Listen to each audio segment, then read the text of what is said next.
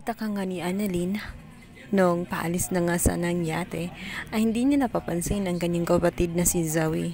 Nag-promise ito sa kanya na dadalo sa kanyang birthday. At nang ito'y kanyang tawagan, sinabi nito na hindi siya makakapunta.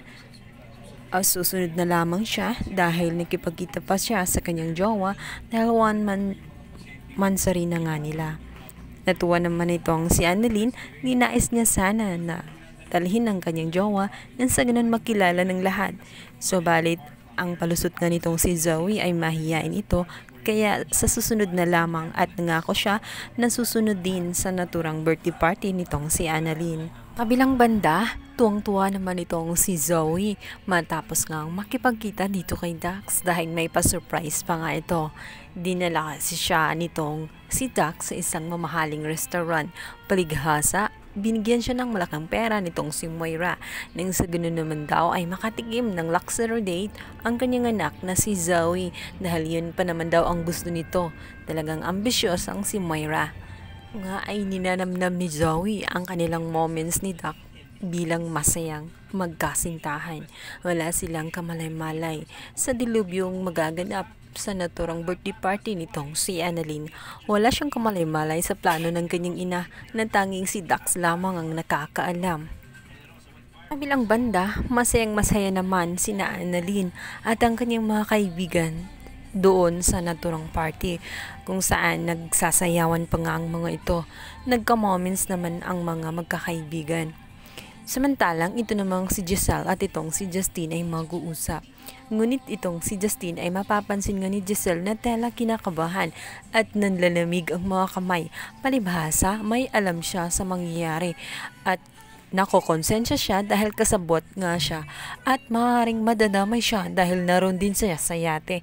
Noon ay nagdalawang isip siya na sumakay. Subalit, pinilit siya ng kanyang inang si Giselle kung kaya't wala siyang magawa kundi sundin na lang dahil sa pagnanais nito na magkasundo sila ni Annalyn. Maiipit siya ngayon sa sitwasyon. Ano kayang naghihintay na sabog na gagawin ni Moira sa naturang party? Sa kabilang banda, wala silang kamalay-malay na ito palang rush guard. Nakasama nila ay eto na palang si Empoy. Hanggang sa etong si Moira ay binuksan na nga dahil nakapasok nga ito gamit lamang ang isang ref.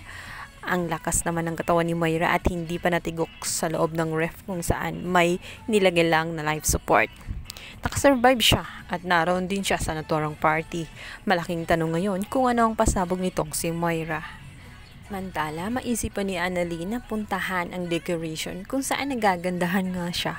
At nang matigilan siya sa kanyang pagmamasi dahil nakita niya ang tattoo sa leeg nga nitong tauhan ni Moira at naaalala niya yun. Alam niyang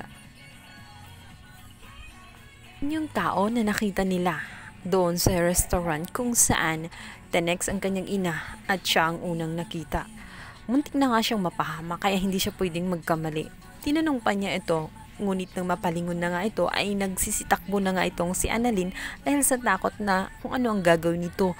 Agad siyang nagsalita at sinabing mukhang nasa panganib sila dahil ang tauhan ni Moira ay kasama nila at hindi siya pwedeng magkamali. Kaya pa nga ay magugulat na nga sila sa mga sumusunod na mangyayari dahil magkakaroon na nga ng grand entrance itong si Brohang Moira kung saan gagawin na niya ang kanyang pasabog. Gulat na gulat ang lahat. Sinabi nito kung prank lang ba o panaginip lang ba ang lahat.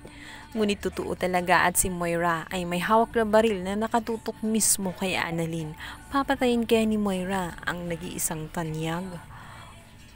Kabilang banda, si Doc Carlos ay hindi mapalagay. Hinahanap niya kung saan si Moira hanggang sa nataklasan niya si Dax at si Zoe na nagde-date.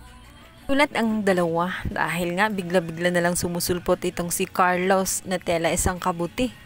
At ang kanilang masayang moments ay nasira at nagulantang silang dalawa dahil itong si Carlos ay tela aligaga at hinahanap nga itong si Moira.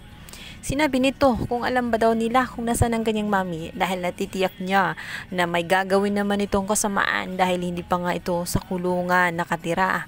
Pagala-gala ito at patuloy na naghasik ng lagim. Kung kaya May hawak siya na baril at tinutukan nga ito ang si Dax.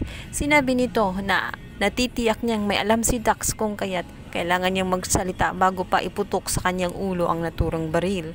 Dito ngay mapipilitan si Dax na sabihin na ang lokasyon nitong sina Annalyn kasama ang ibang mga tanyag at mga kaibigang doktor at nurses. Maaabutan kayo ni Doc Carlos itong si Moira or huli na ang lahat at mapapatay ba si Annalyn?